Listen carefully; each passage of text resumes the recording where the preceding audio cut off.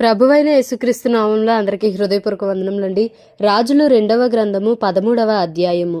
యూదా రాజైన అహజ్యా కుమారుడైన యోవాషు ఏలుబడిలో 23వ సంవత్సరమందు యెహూ కుమారుడైన యెహోయాహాజు షోమ్రోనులో ఇశ్రాయేలును ఏలనారంభించి 15 సంవత్సరములు ఏలెను. ఇతడు ఇశ్రాయేలు వారు పాపము చేయుటకు కారకుడగు నెబాతు కుమారుడైన యరొబాము పాపములను విడువక అనుసరించుచు యెహోవా దృష్టికి చెడుతనము జరిగించెను. కాబట్టి యెహోవా కోపము ఇశ్రాయేలు వారి మీద రగులు కొనగా ఆయన సిరియా రాజైన హజాయేలు దినములన్నిటను హజాయేలు కుమారుడైన బెన్హదదు దినములన్నిటను ఇశ్రాయేలు వారిని వారికి అప్పగించెను. అయితే యెహోయాహాజు యెహోవాను వేడుకొనగా యెహోవా సిరియా రాజు చేత బాధ నొందిన ఇశ్రాయేలు వారిని కనికరించి అతని మనవిని అంగీకరించెను. కావున యెహోవా ఇశ్రాయేలు వారికి ఒక రక్షకుని అనుగ్రహింపగా అతని చేత ఇశ్రాయేలు వారు సిరియనుల వశములో నుండి తప్పించుకొని మునుపటి వలె స్వస్థానములలో కాపురముండిరి. అయినను ఇశ్రాయేలు వారు పాపము చేయుటకు కారకుడగు యరొబాము కుటుంబీకులు చేసిన పాపములను వారు విడువక వాటిని అనుసరించుచూ వచ్చిరి. మరియు ఆ దేవతా స్తంభమును షోమ్రోనులో నిలిచియుండెను. రౌతులలో 50 మందియు రథములలో 10 కాల్బలములో 10,000 మందియు మాత్రమే యెహోయాహాజు దగ్గర ఉండిరి. మిగిలిన వారిని సిరియా రాజు దుల్లగొట్టిన ధూళివలె నాశనము చేసి ఉండెను. యెహోయాహాజు చేసిన ఇతర కార్యములను గూర్చియు అతడు చేసిన దాని అంతటిని గూర్చియు అతని పరాక్రమమును గూర్చియు ఇశ్రాయేలు రాజుల వృత్తాంతముల గ్రంథమందు వ్రాయబడి ఉన్నది. యెహోయాహాజు తన పితరులతో కూడా నిద్రించి షోమ్రోనులో పాతిపెట్టబడెను. అతని కుమారుడైన యెహోయాషు అతనికి మారుగా రాజాయెను. యూదా రాజైన యోవాషు ఏలుబడిలో 37వ సంవత్సరమందు యెహోయాహాజు కుమారుడైన యెహోయాషు షోమ్రోనులో ఇశ్రాయేలును ఏలనారంభించి 16 సంవత్సరములు ఏలెను. ఇతడును ఇశ్రాయేలు వారు పాపము చేయుటకు కారకుడగు నెబాతు కుమారుడైన యరొబాము చేసిన పాపములను విడువక వాటిని అనుసరించుచు యెహోవా దృష్టికి చెడుతనము జరిగించెను. యెహోయాషు చేసిన ఇతర కార్యములను గూర్చియు అతడు చేసిన దానిని అంతటిని గూర్చియు యూదా రాజైన అమజ్యాతో యుద్ధము చేయునప్పుడు అతడు కనుపరచిన పరాక్రమమును గూర్చియు ఇశ్రాయేలు రాజుల వృత్తాంతముల గ్రంథమందు వ్రాయబడి ఉన్నది. యెహోయాషు తన పితరులతో కూడా నిద్రించిన తరువాత యరొబాము అతని సింహాసనము మీద ఆసీనుడాయెను. యెహోయాషు షోమ్రోనులో ఇశ్రాయేలు రాజుల సమాధి యందు పాతి పెట్టబడెను. అంతటా ఎలీషా మరణకరమైన రోగము చేత పీడితుడై ఉండగా ఇశ్రాయేలు రాజైన యెహోయాషు అతని యొద్దకు వచ్చి అతని చూచి కన్నీరు విడిచుచు, నా తండ్రి, నా తండ్రి, ఇశ్రాయేలు వారికి రథములను రౌతులను నీవే అని ఏడ్చెను. అందుకు ఎలీషా, నీవు వింటిని బాణములను తీసికొమ్మని అతనితో చెప్పగా అతడు వింటిని బాణములను తీసుకొనెను. నీ చెయ్యి వింటి మీద ఉంచుమని అతడు ఇశ్రాయేలు రాజుతో చెప్పగా అతడు తన చెయ్యి వింటి మీద ఉంచినప్పుడు ఎలీషా తన చేతులను రాజు చేతుల మీద వేసి తూర్పు వైపుననున్న కిటికీని విప్పుమని చెప్పగా అతడు విప్పెను. అప్పుడు ఎలీషా బాణము వేయుమని చెప్పగా అతడు బాణము వేసెను. అతడు, ఇది యెహోవా రక్షణ బాణము, సిరియనుల చేతిలో నుండి మిమ్మును రక్షించు బాణము. సిరియనులు నాశనమగునట్లు నీవు ఆఫెక్కులో వారిని హతము చేయుదువని చెప్పి బాణములను పట్టుకొమ్మనగా అతడు పట్టుకొనెను. అంతటా అతడు ఇశ్రాయేలు రాజుతో నేలను కొట్టుమనినప్పుడు అతడు ముమ్మారు కొట్టి మానెను. అందు నిమిత్తము దైవజనుడు అతని మీద కోపగించి, నీవు 5 మారులైనా 6 మారులైనా కొట్టిన ఎడల సిరియనులు నాశనమగు వరకు నీవు వారిని హతము చేసియుందువు.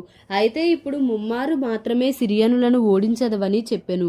తరువాత ఎలీషా మృతి పొందగా వారు అతనిని సమాధిలో ఉంచిరి.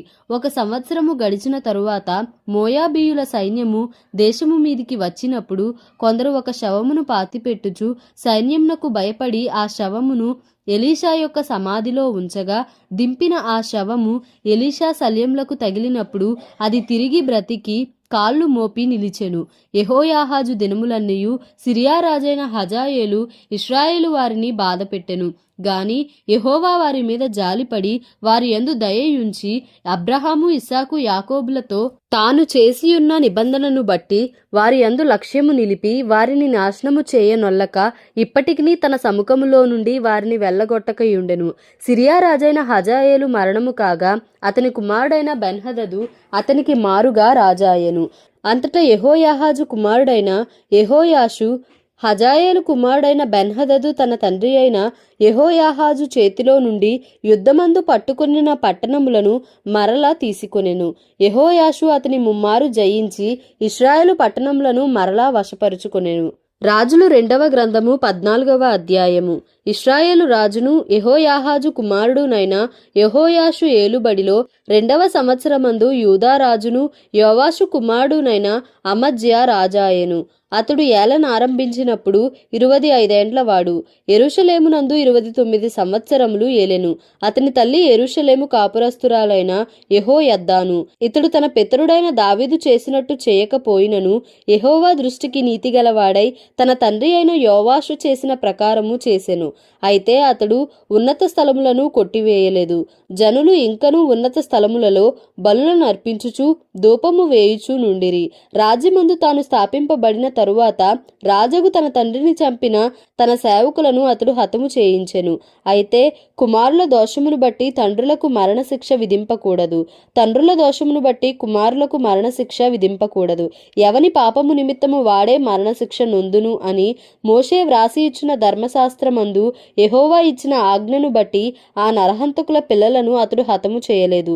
మరియు ఉప్పులోయలో అతడు యుద్ధము చేసి ఎదోమీయులలో 10,000 మందిని హతము చేసి సెలా అను పట్టణమును పట్టుకొని దానికి యొక్తయేలని పేరు పెట్టెను. నేటి వరకు దానికి అదే పేరు. అంతటా అమజ్యా ఇశ్రాయేలు రాజైన యెహూకు పుట్టిన యెహోయాహాజు కుమారుడైన యెహోయాషు నొద్దకు దూతలను పంపి, మనము ఒకరినొకరము దర్శించుకొనున్నట్లు నన్ను కలియ రమ్మని వర్తమానము చేయగా, ఇశ్రాయేలు రాజైన యెహోయాషు యూదా రాజైన అమజ్యాకు ఇలాగు వర్తమానము పంపెను. లెబానోనులోనున్న ముండ్ల చెట్టొకటి నీ కుమార్తెను నా కుమారునికిమ్మని లెబానోనులోనున్న దేవదారు వృక్షమునకు వర్తమానము పంపగా, లెబానోనులోనున్న దుష్టమృగము వచ్చి ఆ ముండ్ల చెట్టును త్రొక్కివేసెను. నీవు ఎదోమీయులను హతము చేసినందున నీ హృదయమందు నీవు అతిశయపడుచున్నావు. సరే, ఇప్పుడు నీ నగరునందు నీవుండి నీకున్న ఘనతను బట్టి నీవు అతిశయపడుము. నీవు మాత్రముగాక నీతో కూడా యూదావారును కూలునట్లుగా నీవెందుకు అపాయములో దిగుదువని చెప్పినను అమజ్యా విననొల్లనందున ఇశ్రాయేలు రాజైన యెహోయాషు బయలుదేరి యూదా సంబంధమైన బేత్షెమెషు పట్టణము దగ్గర తానును యూదా రాజైన అమజ్యాయు కలిసి కొనగా, యూదావారు ఇశ్రాయేలు వారి ఎదుట నిలువలేక అపజయముంది అందరును తమ తమ గుడారములకు పారిపోయిరి. మరియు ఇశ్రాయేలు రాజైన యెహోయాషు అహజ్యాకు పుట్టిన యోవాషు కుమారుడైన అమజ్యా అను యూదా రాజును బేత్షెమెషు దగ్గర పట్టుకొని యెరూషలేమునకు వచ్చి ఎఫ్రాయిము గుమ్మము మొదలుకొని మూల గుమ్మము వరకు యెరూషలేము ప్రాకారమును 400 మూరల పొడుగున పడగొట్టెను. మరియు యెహోవా మందిరమునందును రాజనగరునందును కనబడిన బంగారము, వెండి మొదలైన సమస్త వస్తువులను పట్టణస్థులలో కుదువ పెట్టబడిన వారిని తీసుకొని షోమ్రోనునకు వచ్చెను. యెహోయాషు చేసిన ఇతర కార్యములను గూర్చియు అతని పరాక్రమమును గూర్చియు యూదారాజైన అమజ్యాతో అతడు చేసిన యుద్ధమును గూర్చియు ఇశ్రాయేలు రాజుల వృత్తాంతముల గ్రంథమందు వ్రాయబడి ఉన్నది. అంతటా యెహోయాషు తన పితరులతో కూడా నిద్రించి షోమ్రోనులో ఇశ్రాయేలు రాజుల సమాధి యందు పాతిపెట్టబడెను. అతని కుమారుడైన యరొబాము అతనికి మారుగా రాజాయెను. యూదా రాజైన యోవాషు కుమారుడైన అమజ్యా ఇశ్రాయేలు రాజైన యెహోయాహాజు కుమారుడైన యెహోయాషు మరణమైన తరువాత 15 సంవత్సరములు బ్రతికెను. అమజ్యా చేసిన ఇతర కార్యములను గూర్చి యూదా రాజుల వృత్తాంతముల గ్రంథమందు వ్రాయబడి ఉన్నది. అతని మీద యెరూషలేములో జనులు కుట్ర చేయగా అతడు లాకీషు పట్టణమునకు పారిపోయెను గాని వారు లాకీషునకు అతని వెంట కొందరిని పంపిరి. వారు అక్కడ అతనిని చంపి గుర్రముల మీద అతని శవమును యెరూషలేమునకు తెప్పించి దావీదు పురమందు అతని పితరుల సమాధిలో పాతిపెట్టిరి. అప్పుడు యూదా జనులందరూ 16 సంవత్సరముల వాడైన అజర్యాను తీసుకొని అతని తండ్రి అయిన అమజ్యాకు బదులుగా పట్టాభిషేకము చేసిరి. ఇతడు రాజైన తన తండ్రి తన పితరులతో నిద్రించిన తరువాత ఏలతు అను పట్టణమును బాగుగా కట్టించి యూదా వారికి దానిని మరలా అప్పగించెను. యూదా రాజును యోవాషు కుమారుడునైన అమజ్యా ఏలుబడిలో 15వ సంవత్సరమందు ఇశ్రాయేలు రాజైన యెహోయాషు కుమారుడగు యరొబాము షోమ్రోనులో ఏలనారంభించి 41 సంవత్సరములు ఏలెను. ఇతడును ఇశ్రాయేలు వారు పాపము చేయుటకు కారకుడగు నెబాతు కుమారుడైన యరొబాము చేసిన పాపములను విడువక అనుసరించి యెహోవా దృష్టికి చెడుతనము జరిగింది. జరిగించెను. గత్హేపెరు ఊరివాడైన అమిత్తయికి పుట్టిన తన సేవకుడైన యోనా అను ప్రవక్త ద్వారా ఇశ్రాయేలీల దేవుడగు యెహోవా సెలవిచ్చిన మాట చొప్పున ఇతడు హమాతునకు పోవు మార్గము మొదలుకొని మైదానపు సముద్రము వరకు ఇశ్రాయేలు వారి సరిహద్దును మరలా స్వాధీనము చేసుకొనెను. ఎలయనగా అల్పులేమి గనులేమి ఇశ్రాయేలు వారికి సహాయులెవరునూ లేకపోయిరి. యెహోవా ఇశ్రాయేలు వారు పొందిన బాధ ఘోరమైనదనుకొనెను. ఇశ్రాయేలను పేరు ఆకాశము క్రింద నుండి తుడిచివేయునని యెహోవా సెలవిచ్చి ఉండెను గనుక యెహోయాషు కుమారుడైన యరొబాము ద్వారా వారిని రక్షించెను. యరొబాము చేసిన ఇతర కార్యములను గూర్చియు అతడు చేసిన దానినంతటిని గూర్చియు అతని పరాక్రమమును గూర్చియు అతడు చేసిన యుద్ధమును గూర్చియు దమస్కు పట్టణమును యూదా వారికి కలిగియున్న హమాతు పట్టణమును ఇశ్రాయేలు వారి కొరకై అతడు మరలా పట్టుకున్న సంగతిని గూర్చియు ఇశ్రాయేలు రాజుల వృత్తాంతముల గ్రంథమందు వ్రాయబడి ఉన్నది. యరొబాము తన పితరులైన ఇశ్రాయేలు రాజులతో కూడా నిద్రించిన తరువాత అతని కుమారుడైన జకర్యా అతనికి మారుగా రాజాయెను. రాజులు 2వ గ్రంథము 15వ అధ్యాయము. ఇశ్రాయేలు రాజైన యరొబాము ఏలుబడిలో 23వ సంవత్సరమందు యూదా రాజైన అమజ్యా కుమారుడైన అజర్యా ఏలనారంభించెను. అతడు 16 ఏండ్ల వాడై ఏలనారంభించి యెరూషలేమునందు 52 సంవత్సరములు రాజుగా ఉండెను. అతని తల్లి యెరూషలేము కాపురస్తురాలైన కొల్యా. ఇతడు తన తండ్రి అయిన అమజ్యా చర్య అంతటి ప్రకారము యెహోవా దృష్టికి నీతి గలవాడై ప్రవర్తించెను. ఉన్నత స్థలములను మాత్రము కొట్టివేయలేదు. ఉన్నత స్థలముల యందు జనులు ఇంకనూ బలులు అర్పించుచు ధూపము వేయుచూ ఉండిరి. యెహోవా ఈ రాజును మొత్తినందున అతడు మరణమగు వరకు కుష్ఠరోగి అయి ప్రత్యేకముగా ఒక నగరులో నివసించెను గనుక రాజకుమారుడైన యోతాము నగరము మీద అధికారి అయి దేశపు జనులకు న్యాయము తీర్చువాడుగా ఉండెను. అజర్యా చేసిన ఇతర కార్యములను గూర్చియు అతడు చేసిన దానినంతటినీ గూర్చియు యూదా రాజుల వృత్తాంతముల గ్రంథమందు వ్రాయబడి ఉన్నది. అజర్యా తన పితరులతో కూడా నిద్రించి దావీదు పురములో తన పితరుల సమాధి యందు పాతిపెట్టబడగా అతని కుమారుడైన యోతాము అతనికి మారుగా రాజాయెను. యూదా రాజైన అజర్యా ఏలుబడిలో 38వ సంవత్సరమందు యరొబాము కుమారుడైన జకర్యా షోమ్రోనులో ఇశ్రాయేలు వారిని 6 నెలలు ఏలెను. ఇతడు ఇశ్రాయేలు వారు పాపము చేయుటకు కారకుడగు నెబాతు కుమారుడైన యరొబాము చేసిన పాపములను విడువక అనుసరించుచు తన పితరులు చేసినట్లుగా తానును యెహోవా దృష్టికి చెడుతనము జరిగించెను. యాబేషు కుమారుడైన షల్లూము అతని మీద కుట్ర చేసి జనులు చూచుచుండగా అతని మీద పడి అతనిని చంపి అతనికి మారుగా రాజాయెను. జకర్యా చేసిన కార్యములను గూర్చి ఇశ్రాయేలు రాజుల వృత్తాంతముల గ్రంథమందు వ్రాయబడి ఉన్నది. నీ కుమారులు 4వ తరము వరకు ఇశ్రాయేలు సింహాసనము మీద ఆసీనులై యుందురని యెహోవా యెహూతో సెలవిచ్చిన మాట చొప్పున ఇది జరిగెను. యూదా రాజైన ఉజ్జియా ఏలుబడిలో 39వ సంవత్సరమందు యాబేషు కుమారుడైన షల్లూము ఏలనారంభించి షోమ్రోనులో 1 నెల దినములు ఏలెను. గాదీ కుమారుడైన మెనహేము తిర్సాలో నుండి బయలుదేరి షోమ్రోనునకు వచ్చి షోమ్రోనులో నుండి యాబేషు కుమారుడైన షల్లూము మీద పడి అతని చంపి అతనికి మారుగా రాజాయెను. షల్లూము చేసిన ఇతర కార్యములను గూర్చియు అతడు చేసిన కుట్రను గూర్చియు ఇశ్రాయేలు రాజుల వృత్తాంతముల గ్రంథమందు వ్రాయబడి ఉన్నది. మెనహేము రాగా తిప్సహు పట్టణపు వారు తమ గుమ్మములు తీయలేదు గనుక అతడు వారినందరినీ హతము చేసి తిర్సాను దాని చేరువ గ్రామములనన్నిటినీ కొల్లపెట్టి అచ్చట గర్భిణులందరి గర్భములను చింపెను. యూదా రాజైన అజర్యా ఏలుబడిలో 39వ సంవత్సరమందు గాదీ కుమారుడైన మెనహేము ఇశ్రాయేలు వారిని ఏలనారంభించి షోమ్రోనులో 10 సంవత్సరములు ఏలెను. ఇతడును తన దినములన్నీయు ఇశ్రాయేలు వారు పాపము చేయుటకు కారకుడగు నెబాతు కుమారుడైన యరొబాము చేసిన పాపములను విడువక అనుసరించుచు యెహోవా దృష్టికి చెడుతనము జరిగించెను. అష్షూరు రాజైన పూలు దేశము మీదికి రాగా మెనహేము తనకు రాజ్యము స్థిరపరచునట్లుగా పూలు చేత సంధి చేయించుకొనవలెనని 2000 మణుగుల వెండి పూలునకు ఇచ్చెను. మెనహేము ఇశ్రాయేలులో భాగ్యవంతులైన గొప్పవారిలో ప్రతి మనిషి యొద్దను 50 తులముల వెండి వసూలు చేసి ఈ ద్రవ్యమును అష్షూరు రాజునకు ఇచ్చెను గనుక అష్షూరు రాజు దేశమును విడిచి వెళ్లిపోయెను. మెనహేము చేసిన ఇతర కార్యములను గూర్చియు అతడు చేసిన దానినంతటిని గూర్చియు ఇశ్రాయేలు రాజుల వృత్తాంతముల గ్రంథమందు వ్రాయబడి ఉన్నది. మెనహేము తన పితరులతో కూడా నిద్రించిన తరువాత అతని కుమారుడైన పెకహ్యా అతనికి మారుగా రాజాయెను.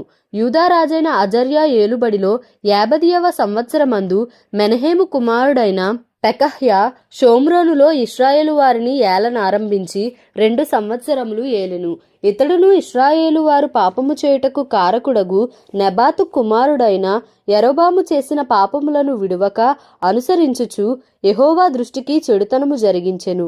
ఇతని క్రింద అధిపతియు రెమల్యా కుమారుడునైన పెకహు కుట్ర చేసి తన యొద్దనున్న గిలాదీయులైన 50 మందితోనూ అర్గోబుతోనూ అరీహేనుతోనూ కలిసికొని షోమ్రోనులోనున్న రాజనగరులోని అంతఃపురమందు అతనిని చంపి పెకహ్యాకు మారుగా రాజాయెను.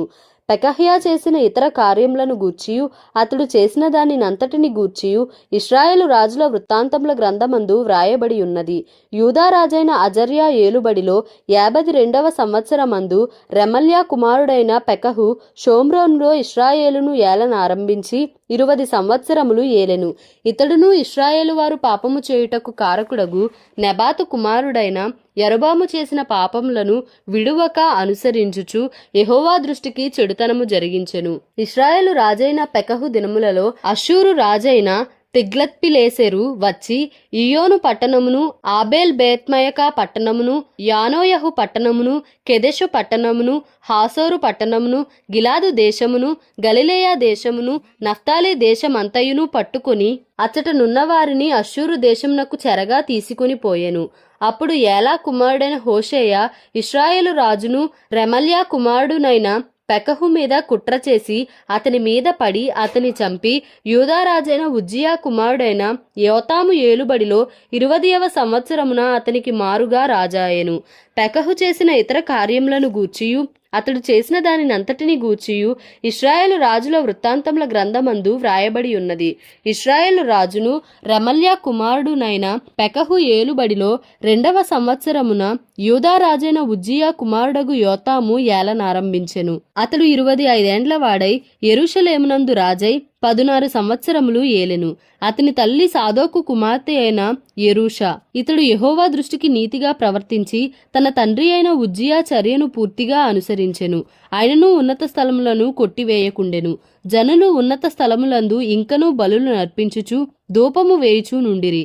ఇతడు యెహోవా మందిరమునకున్న ఎత్తైన ద్వారమును కట్టించెను. యోతాము చేసిన ఇతర కార్యములను గూర్చియు అతడు చేసిన దానినంతటిని గూర్చియు యూదా రాజుల వృత్తాంతముల గ్రంథమందు వ్రాయబడి ఉన్నది. ఆ దినములలో యెహోవా సిరియా రాజైన రెజీనును రెమల్యా కుమారుడైన పెకహును యూదా దేశము మీదికి పంపనారంభించెను.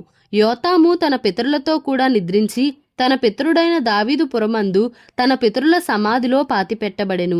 అతని కుమారుడైన ఆహాజు అతనికి మారుగా రాజాయెను. దేవుడి పరిశుద్ధ వాక్యమును మన వినికిడిలో దీవించి ఆశీర్వదించును గాక. Amen. Please like, share and subscribe for more videos.